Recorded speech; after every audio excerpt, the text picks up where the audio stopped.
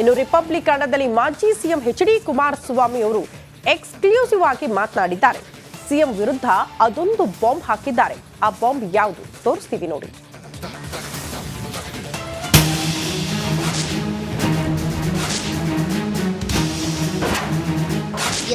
ಮಾಜಿ CM Kumaraswamy republic ಕನ್ನಡಕ್ಕೆ exclusive ಸಂದರ್ಶನವನ್ನ ನೀಡಿದ್ದಾರೆ.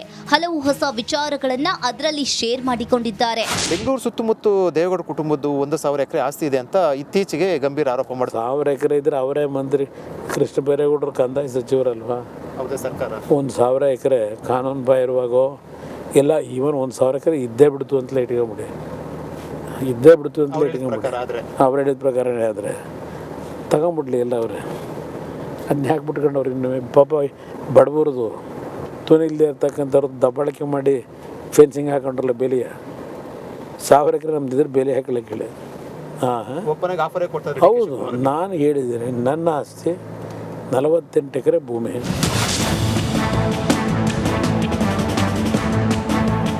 ಇನ್ನು ಡಿಸಿಎಂ ಡಿಕೆ ಶಿವಕುಮಾರ್ ವಿರುದ್ಧ ಮಾತನಾಡಿದ ದಳಪತಿ, ಡಿಕೆಶಿ ಸಿಡಿ ಕೇಸ್ನ ಸೂತ್ರಧಾರ ಮತ್ತು ಮನೆ ಒಡೆಯೋದ್ರಲ್ಲಿ ನಿಸ್ಸೀಮ ಎಂದು ಡಿಚ್ಚಿ ಕೊಟ್ರು.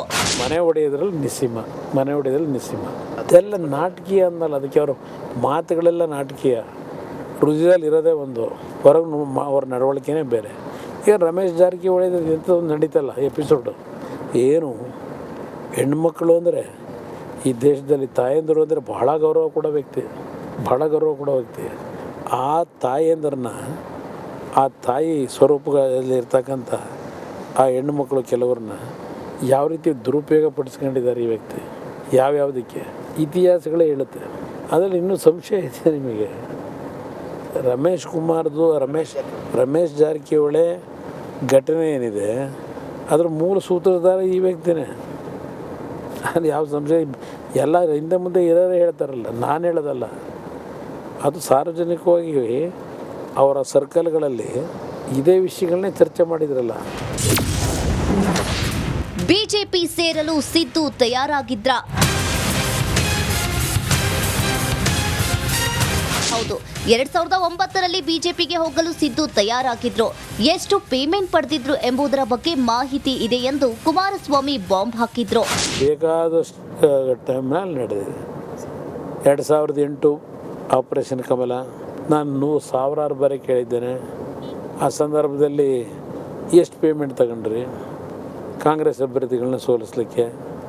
ಅದಷ್ಟೇ ಅಲ್ಲ, ಖರ್ಗೆ ಅವ್ರನ್ನ 2009 ಪಾರ್ಲಿಮೆಂಟಿಗೆ ಕಾಂಗ್ರೆಸ್ಸಿಂದ ನಿಲ್ಲಿಸದೆ ಹೋಗಿದ್ರೆ, ಪಾರ್ಲಿಮೆಂಟಿಗೆ ಡೆಲ್ಲಿ ಕಳಿಸದೆ ಹೋಗಿದ್ರೆ ಆವತ್ತೇ ಬಿ ಜೆ ಪಿಗೆ ಹೋಗಿ ತಯಾರಾಗಿದ್ದರು. ಈಗ ಬಿ ಜೆ ಪಿ ಬಗ್ಗೆ ಮಾತಾಡ್ತಾರಲ್ಲ, ಆದ್ವಾನಿ ಅವ್ರನ್ನ ಯಾರ್ಯಾರು ಹೋಗಿ ಭೇಟಿ ಮಾಡಿದ್ರು, ಎಷ್ಟು ಸೀಟ್ ಕೇಳಿದರು, ಚುನಾವಣೆಗೆ ಎಷ್ಟು ದುಡ್ಡು ಕೇಳಿದರು, ಇದೆಲ್ಲ ಇದೆ.